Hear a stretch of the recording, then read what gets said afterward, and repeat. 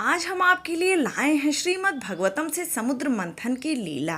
नमस्कार दोस्तों, मैं हूं मधु और आपका स्वागत है आपके अपने YouTube चैनल पर। और अगर आप भगवान श्री कृष्ण के भक्त हैं तो कमेंट में जय श्री कृष्णा जरूर लिखें। तो चलिए सुनते हैं। जब देवता दानवों से पराजित हो गए तो वो भगवान नारायण के पास जाते हैं। भगवान उन्हें क्षीर सागर का मंथन करने का सुझाव देते हैं। इस तरह देवता और असुर मिलकर क्षीर सागर का मंथन प्रारंभ करते हैं। इसमें से पहले निकलता है हलाहल विष। भगवान शिव देवी पार्वती से अनुमति लेकर उस विष का पान करते हैं और उस विष से इस संसार की रक्षा करते हैं। जब भगवान शिव इस हलाहल विष का पान कर रहे थे तो उसकी कुछ बूंदें धरती पर जा गिरी, जिससे सांप बिच्छू जैसे जीव जहरीले हो गए। अब फिर से देवताओं और असुरों ने समुद्र मंथन प्रारंभ किया।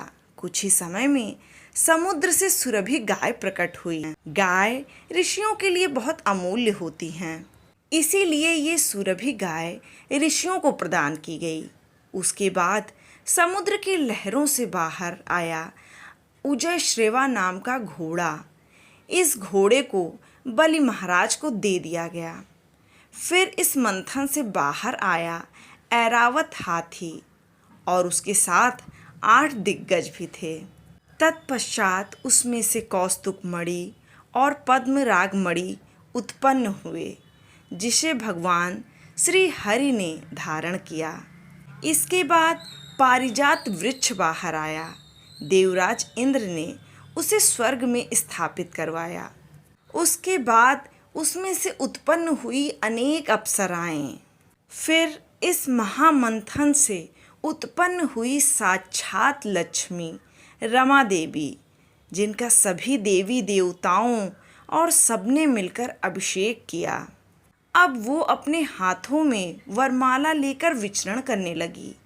यहाँ उपस्थित लोगों में से कोई भी ऐसा नहीं था जिसमें सभी सद्गुण हों। गंभीरता पूर्वक विचार करने के पश्चात श्री रमा देवी ने भगवान नारायण को अपने पति के रूप में चुना और सभी देवी देवताओं ने पुष्प वर्षा की और गाने बजाने लगे। पुनः समुद्र मंथन शुरू हुआ। इस बार उसमें से वारुणी देवी प्रकट हुई। दानवों ने उनको स्वीकार किया और आखिरकार प्रतीक्षा की घड़ी समाप्त हुई। अब समुद्र मंथन से एक दिव्य पुरुष निकला। उसके हाथों में एक स्वर्णिम कलश था।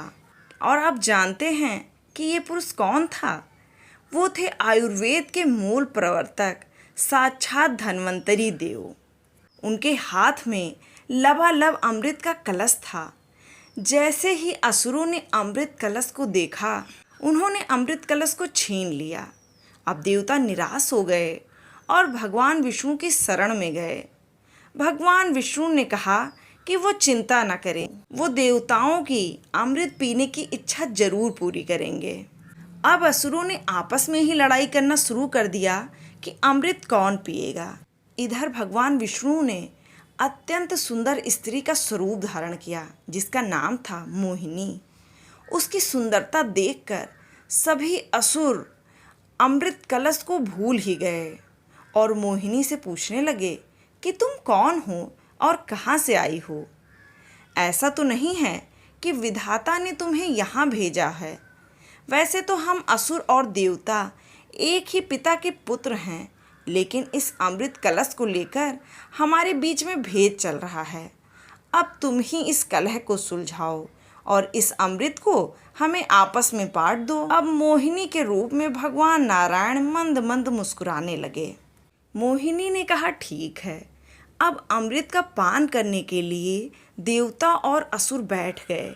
असुरों के सामने मोहिनी मीठे शब्दों में कहने लगी, हे शक्तिशाली असुरों, ये देवता बड़े लालची हैं, लेकिन आप बड़े ही सज्जन और धीर हैं। आप तो प्रतीक्षा कर भी लेंगे, लेकिन इन देवताओं में जरा भी धैर्य नहीं है। इसीलिए मैं ऐसा करती हूँ कि पहले इन देवताओं को थोड़ा थोड़ा अमृत देकर आ जाती हूँ।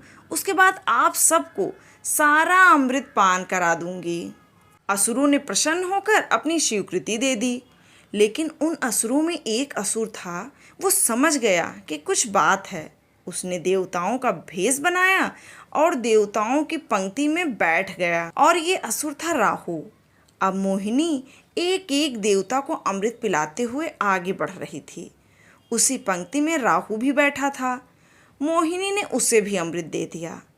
भगवान अमृत की महिमा को बढ़ाना चाहते थे, इसलिए उन्होंने राहु को अनदेखा कर दिया।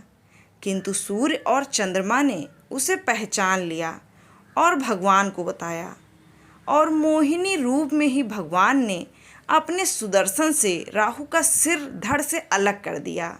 लेकिन तब तक अमृत की कुछ बूंदें राहु के गले तक पहुंच गई थी, इसीलिए उसका सर तो नहीं मरा, बस धड़ मर गया। बस उसी दिन से ब्रह्मा जी ने राहु को एक ग्रह का स्थान दिया, और हर पूर्णिमा और अमावस्या को वह सूर्य और चंद्रमा को निगलने का प्रयास करता है। जब सभी देवताओं ने अमृत पी लिया तो भगवान ने अपना वास्तविक स्वरूप प्रकट किया। ऐसा देख असुर बहुत क्रोधित हुए और युद्ध करने के लिए तैयार हो गए। फिर देवताओं और असुरों के बीच महाभयंकर युद्ध हुआ। अब देवताओं ने तो अमृत पी ली थी, तो उनके पास शक्ति आ गई थी, अतः इसमें असुरों की पराजय हुई। और अब जल्दी से कमेंट में बताइए कि ये कहानी आपको कैसी लगी, और ऐसी ही वीडियोस के लिए आपके अपने इस चैनल को सब्सक्राइब करना ना भूलें। और इस वीडियो को देखने के लिए आपका बहुत बहुत धन्यवाद।